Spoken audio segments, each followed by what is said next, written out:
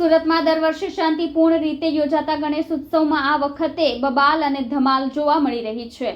ત્યારે અડાજણ વિસ્તારમાં ગણેશ પંડાલને લઈને બોલાચાલી થઈ હતી।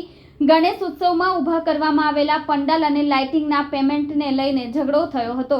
સુરતમાં દર વર્ષે શાંતિપૂર્ણ રીતે યોજાતા ગણેશોત્સવમાં આ વખતે બબાલ અને ધમાલ જોવા મળી રહી છે।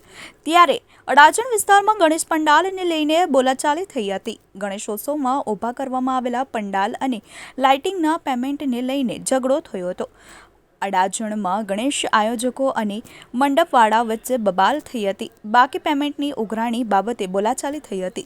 બોલાચાલીમાંથી ઝઘડો ઉગ્ર થતાં પોલીસ બોલાવવાની નોબત આવી ગઈ હતી, જેથી અડાજણ પોલીસે ઘટના સ્થળે પહોંચી ગઈ હતી અને બાદમાં મધ્યસ્થીથી મામલો થાળે પાડ્યો હતો।